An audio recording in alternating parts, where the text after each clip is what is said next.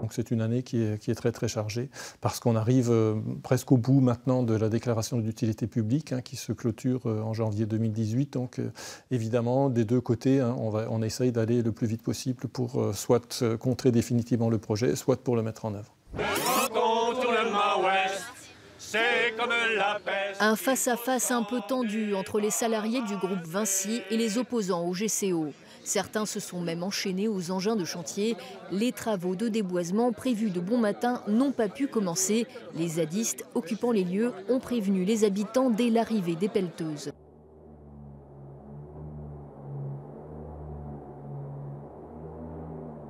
Quand on est dans une démocratie vivante, je pense que tout le monde a le droit de s'exprimer, ce qui a été fait. Donc je pense que les anti-GCO ont légitimement le droit de s'exprimer, de la manière dont ils souhaitent, dans la mesure où c'est un contexte autorisé également, donc je parle d'une manifestation. La ZAD, c'est peut-être moins le cas, donc on peut se poser des questions.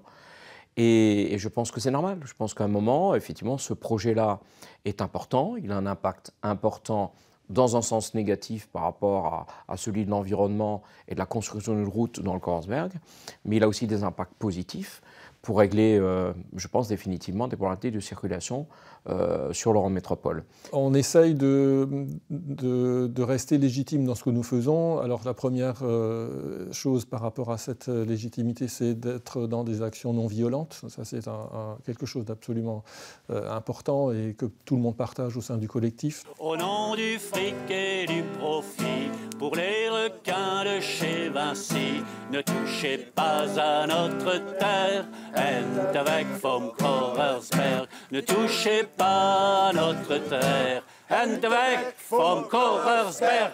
La ZAD, alors c'est un petit point de fixation autour d'un des enjeux importants du projet qui est la forêt et le château de Kolbsheim. Et il fallait donc essayer d'être présent le plus possible sur l'ensemble du tracé, montrer que la mobilisation concerne tout le tracé.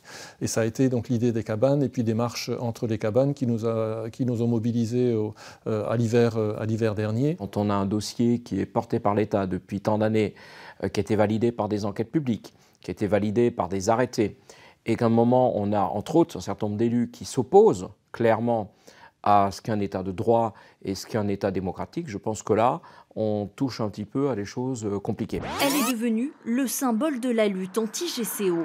La cabane en bois à la décoration soignée. Celle-ci a été inaugurée ce matin au pied du château d'eau d'Egversheim, point de passage stratégique du futur grand contournement ouest de Strasbourg. Le dossier a été validé aussi par des experts.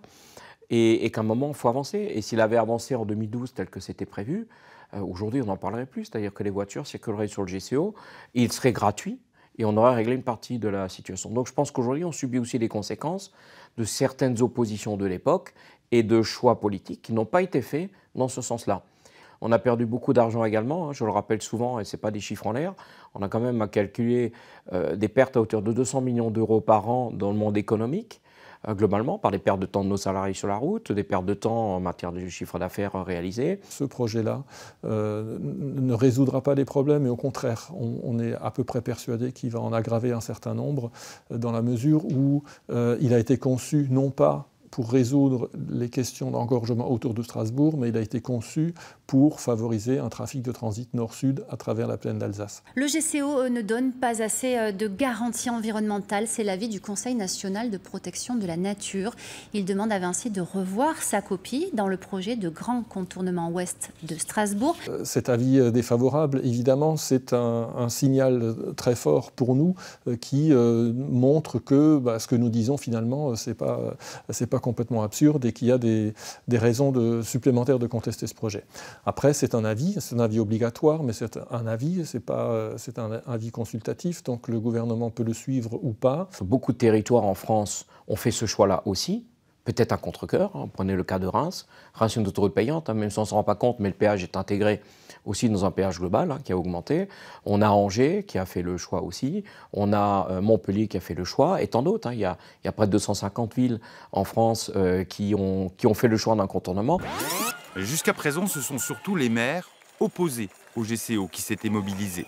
comme ici à Strasbourg le 30 septembre dernier, où il défilait en tête de cortège. Aujourd'hui, ce sont les élus pro-GCO qui se font entendre. 23 des 33 maires de l'Eurométropole signent une tribune dans laquelle ils réclament la réalisation de ce grand contournement, au nom, disent-ils, d'une majorité silencieuse.